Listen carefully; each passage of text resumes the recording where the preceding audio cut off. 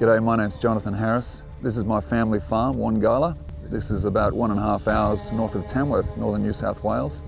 My dad moved here with my grandparents, Dick and Nell Harris, in 1977, and they just retired from missionary work in the Northern Territory. So I spent my first 8 or 9 years growing up out on the mission at Gunbalanya. And we recently found something special just 3 months ago in the shed, some special suitcases and a storage chest.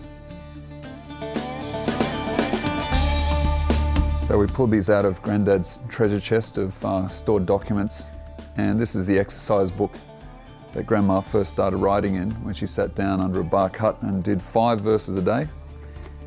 And this is her handwriting, first translation of the Kunwinjku language in the Gospel of St. Mark.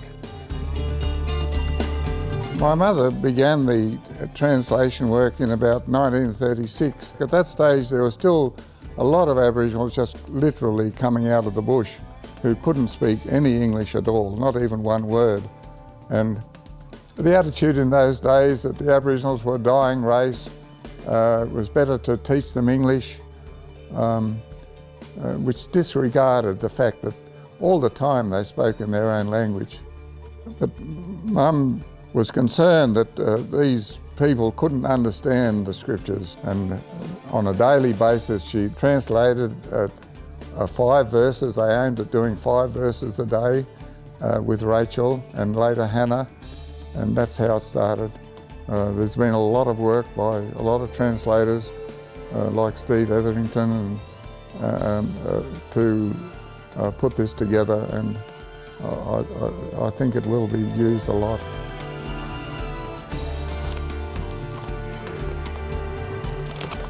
This is a Kunwinjku Bible. It's been a long work in progress since the 1930s. It's finally arrived, and it's gone from translators in Northern Australia to Amity Printing Press. It's come on a ship. It's landed at the docks here in Sydney, and it's just arrived at the Coorong Bible Society warehouse. It's called a shorter Bible because it has the whole New Testament and 3 Old Testament books included in it. Very exciting time. And I now have the privilege of delivering the printed Bibles to the people of Gunbalanya.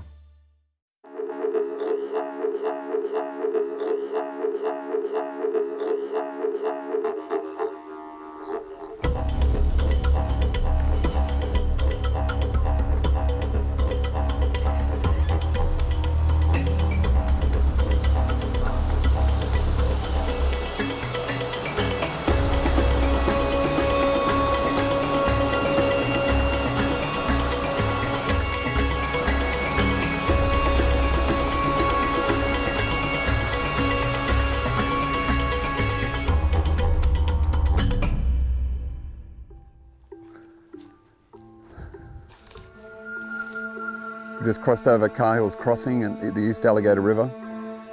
This is the road to Gunbalanya, originally known as Owen Pelly, and this is the Red Lily Billabong. This is where I first threw out my hand line and caught my first barramundi. Really, really special memories.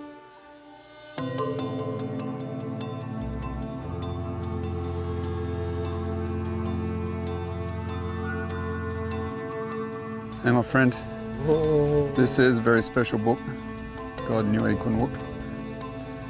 And you know what, I was praying coming up here that I would find someone that I grew up and went to school with, so that I could actually share the good news with them too. Because it's very important to us that this is your language, your words. So I want to give it back to you. Thank you. And you're here now. And we're here now together.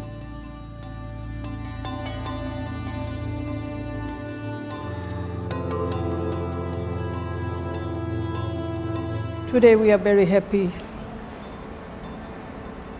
It's been a long time.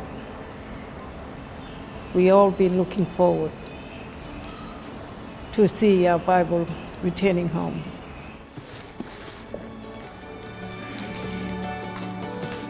Bless you, sister.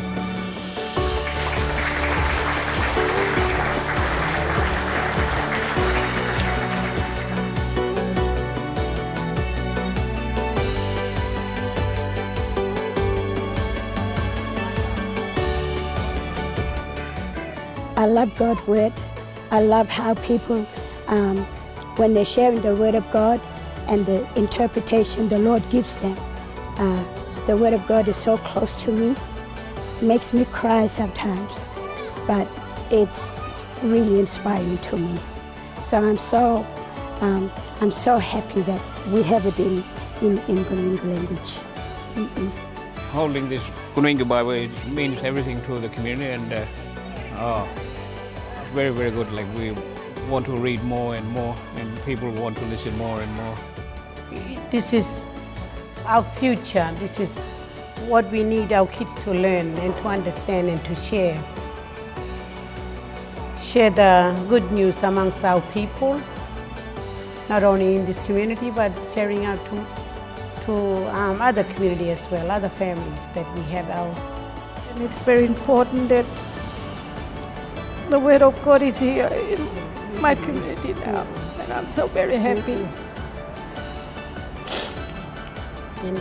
I love to share the Word of God to my own people in my own language. So the people, they come to know the Lord.